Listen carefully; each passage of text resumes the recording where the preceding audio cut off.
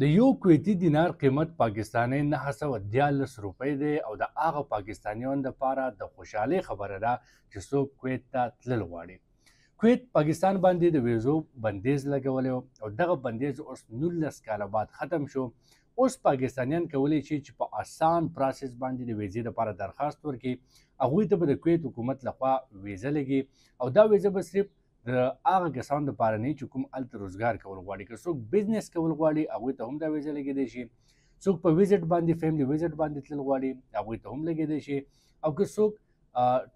ټور باندې یا د سیاحت لپاره کویت ته تلل غواړي هغوی ته به هم دا ویزه ډېر په اسانه باندې لګي.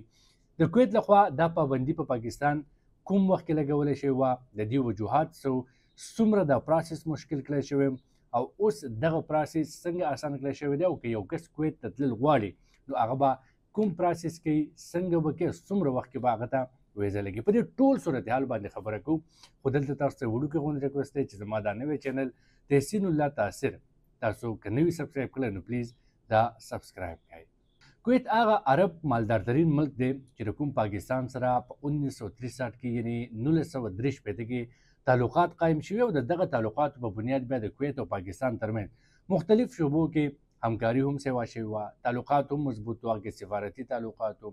د دې نه علاوه په تجارت کې، په دفاع کې، په عسکري تعلقاتو کې هم دواړه ملکونه یو بل ته ډېر زیات نږدې وو او مختلف چې کوم انټرنیشنل ارګنایزیشنز دي یا بلاکس دي په هغې کې هم دا دوه ملکونه زیاتره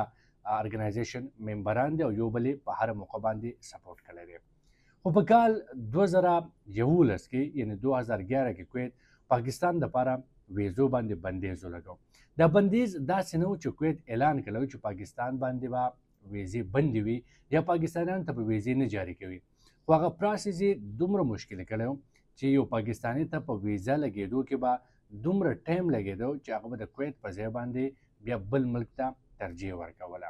د دې وجه هغه وخت سیکیورټي صورتحال و او دې کې صرف پاکستان نو شامل بلکې افغانستان، ایران، شام دا هغه ملکونه وو چې کوم دپاره د کویت ویزې بندې کړی شوې وې. خو اوس کویت دغه پروسس چې کوم دی تقریبا 19 کاله بعد اسان کړی دی. 19 کاله بعد زه ځکه وایم چې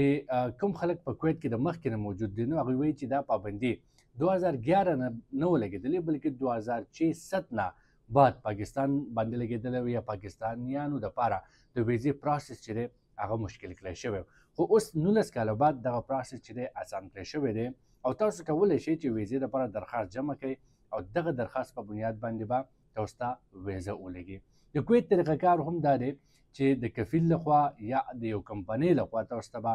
لیټر جاری کیږي، سپانسرشپ لیټر راځي او د هغه لیټر په بنیاد باندې به بیا تاسو ته ویزه لګي. دا ویزه به صرف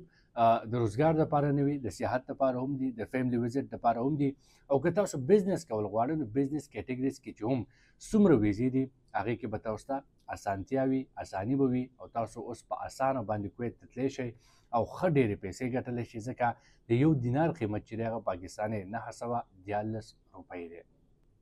دا وخت په کویت کې 90,000 پاکستانیان دي او تقریبا سالانه $1 ارب پاکستان ته رالیږي او دې حساب سره یعنی که فی کس آمدن حساب سره وکتلی شي چې څومره پاکستان ته رالیږي نو کویت په ټاپ باندې راځي په دې کیټګري کې چې د ټول نه زیات زر مبادله ذخایر چې کوم دي هغه د کویت نه پاکستان ته راځي او د هغې وجه دا ده چې د کویت مالدار هم دی، کرنسي هم ښه ده او هلته چې کوم خلک روزګار کوي نو هغوی ښه پیسې ګټلی شي. دا کوم پابندي چې لګېدلې وه د دې نه مخکې چې کوم خلک کویت ته تللی و د هغوی سره اقامه وه نو هغوی دپاره اسانه وه، یعنې هغوی دپاره مشکلات نه و. نوي کسانو ته ویزې لګېدو کې مشکلات و خو چې د چا سره مخکې نه اقامه وه نو هغوی ته د اقامې په تجدید کې داسې هېڅ قسمه مسله نه وه. رینیول به هغوی ته د اقامې په اسانه باندې میلاوېده خو صرف نوي کسانو دپاره پابندي وه او دغه پابندي هم اوس ختمه شوې ده. کویت او پاکستان یو بل سره د مخکې تعلقات لري، دغه تعلقات ورځ تر ورځه نور هم ښه کېږي او دا وخت کویت په پاکستان کې د اربونو ډالر سرمایهګاري کړې ده او هم دا وجه ده چې کویت ته دا وخت د هنرمند پاکستانیانو هم ضرورت دی. نو که تاسو بهر ته تلل غواړئ نو هغه کسان اول اپلای وکړئ چې چا هنر زده وي او که د چا هنر زده نه وي نو کم از کم هغه دغه کویت ضرورت مطابق هنر زده کړئ او بیا بهر ته لاړ شئ نو تاسو ته به روزګار هم په اسانه میلو شي او د هغې